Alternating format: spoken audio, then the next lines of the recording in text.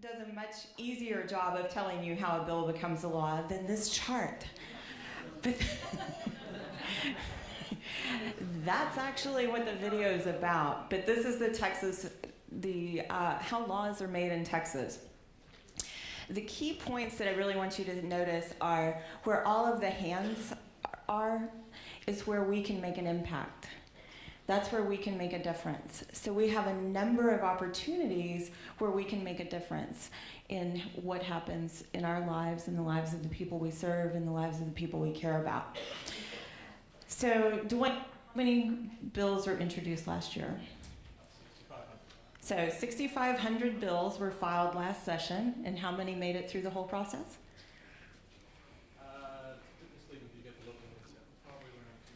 Maybe 2,000 of them actually made it through the entire process.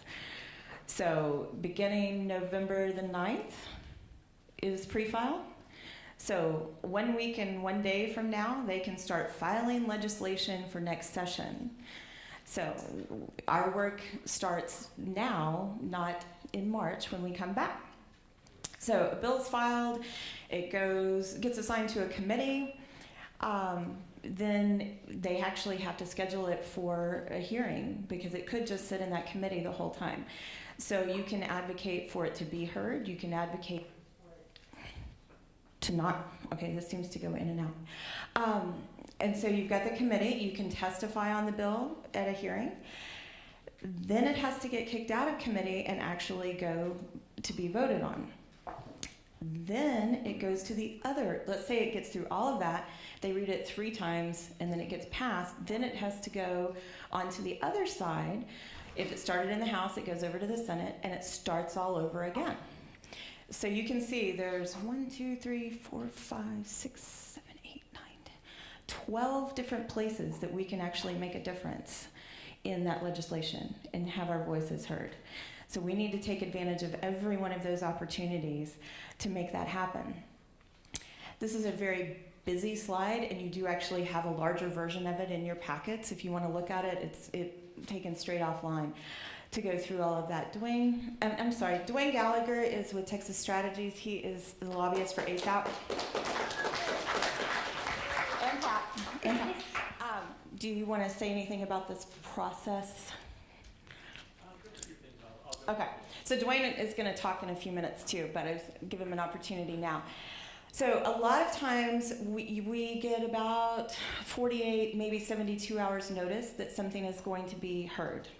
And so that's why we're gathering everybody's emails, so then we can let you know that something's coming up that you might want to comment on. And you can do written testimony, you can do verbal testimony, and all of that. So we're going to be communicating a lot more than we have in the past because we have all of you here now, so we have advance notice of who's interested. So some key dates. We've got an election coming up.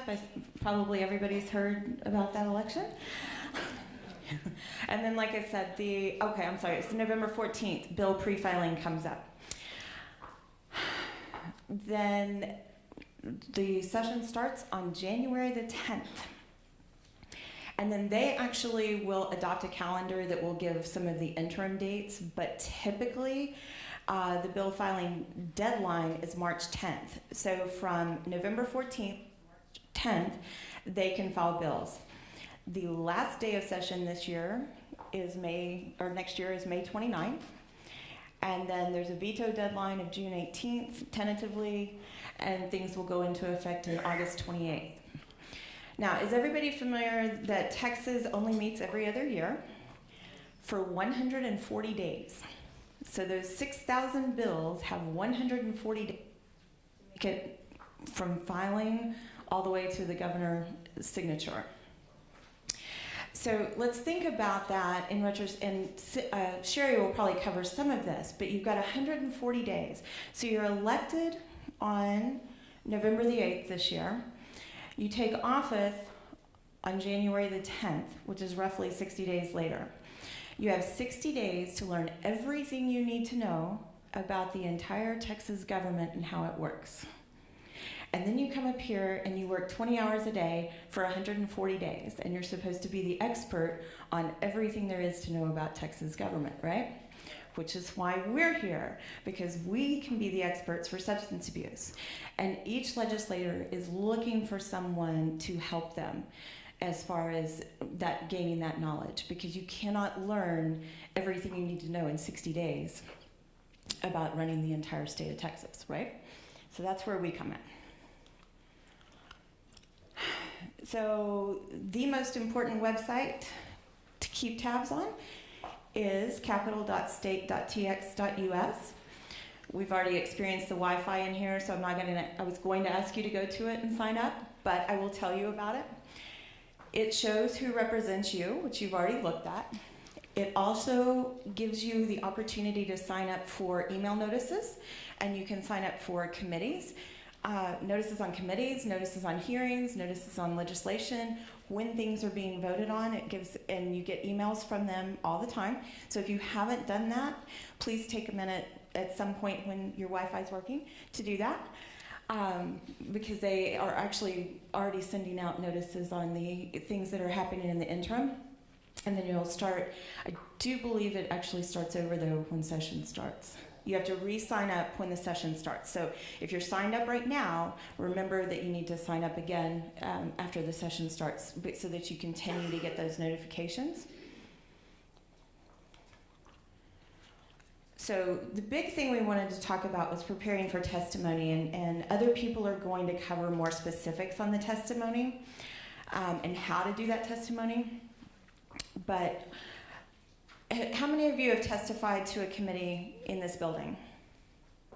Okay, so how many of you really enjoy those little the little lights blinking in front of you and then the buzzer going off? So you get 3 minutes to tell your story.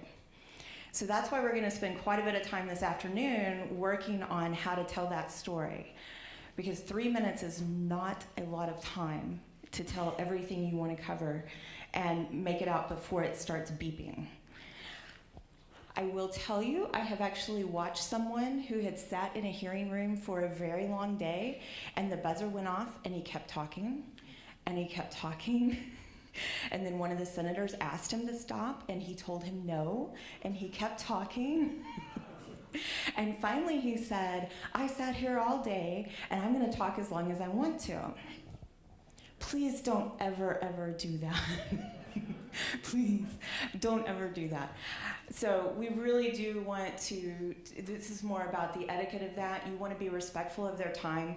You want to stick to your 3 minutes. All the hearing notices will tell you if you're providing written testimony, how many copies you need to bring, how to turn those in. The House has electronic check-in, and once your witness card is in there, you can just move it over to each hearing that you want to go to. The Senate is still using paper cards unless they've changed that over the interim, but they really like their paper cards on the Senate side, so you have to fill a new one out every time. You want to stay really focused, and you want to have those written copies ready for them. And then I think probably the biggest thing is to be prepared to stay here all day. I have testified to Senate Finance Committee at 11:30 at night. I was excused by my representative on the naloxone bill at about midnight because they called my name at 2:20 the next morning to testify. And he was very nice and gave my testimony for me. And that hearing had started at 1 o'clock in the afternoon. So when those hearings come up, be prepared to stay until the end if you possibly can.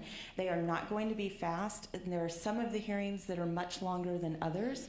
Senate Finance can go on for a very long time. I will tell you though that they actually do pay attention, and it can be very distracting because they come in and out, they go to the back room, they get their lunch, they eat back there, they come back and in and out. They are listening, and they are recorded. And I've actually seen them come back in the room because of something that someone was talking about, and they were listening to it back in the committee room. So they really do pay attention. They're really looking for feedback from all of us so that they can make the best decision possible. And then we gave you the link for the testimony card, but again, we're not going to attempt it on this internet right now. So most of what we do is located under the Health and Human Services Agency. For those that have the criminal justice programs or they're interested in criminal justice, we also follow criminal justice on a regular basis. But and all the budget cycles work the same. So Texas has limitations on state spending. We can only have the growth of general revenue is limited to the rate of growth in the economy. So this year, there is not going to be as much money as there was last session. It's going to be a more difficult session. We also have a pay-as-you-go limit, and we cannot borrow, loan, or give money away. So those are kind of the budget requirements that they start with. So last spring, all of your state agencies started working on their budgets and a strategic plan. And particularly for Health and Human Services, this was a new strategic plan, and everything that they put in their budget for exceptional items has to match something in the strategic plan. We're very excited that substance abuse was part of that strategic plan, which opens up some opportunities for us to have some exceptional items and to have that access that we wouldn't have had if we hadn't been mentioned in the strategic plan. And Cynthia, you serve on the Behavioral Health Advisory Committee, and so does Jason. So y'all have been a part of that process. So those budgets then go to the Legislative Budget Board, and then there's a set of hearings then that you can go to, and then the budget recommendations, they make budget recommendations that then come to the legislators. Then the legislatures write a budget, and that is it going to be HB or SB 1 this year? I don't know. One side files it each time, and then the hearings start. So you have Finance Committee and Appropriations are your two big ones on the budget, and we need to speak at both. And before that, we will provide you with a testimony, speaking points, things that we think you should cover, and we'll make all of that available to you so that you have that getting ready to go into those hearings. And those are usually some of the longest hearings that we have. So if the first slide wasn't busy enough, this is actually the budget process for Texas. And so we are right now in this piece of it, I think. No, we're on the top, coming down into the session. So this part is the session, and that part is the interim. It says there's lots of reporting and lots of things that go to the Legislative Budget Board. Health and Human Services budget was hundreds of pages. Yeah, and it's not nearly as detailed as it used to be. So we're actually still working through what is actually in the budget so that we can share it with our members, all of our membership. But we can tell you that there are some extra things for substance abuse in there, is what it looks like at this point. There's just not a great deal of detail. So I love that little kid. But I think it's right for this. When I actually put this together, we had about 30 people signed up for this. And then yesterday when I left to come, we had 125 people signed up for this.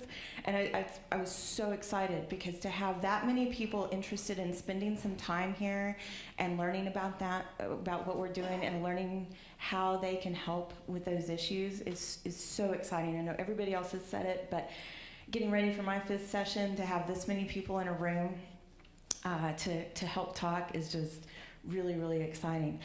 I wanted to give Dwayne some time to talk about the legislature in general, and then we want to take questions. So since we've got about 20 minutes left for my piece of the session, I'm going to give Dwayne some time, and then we'll do questions.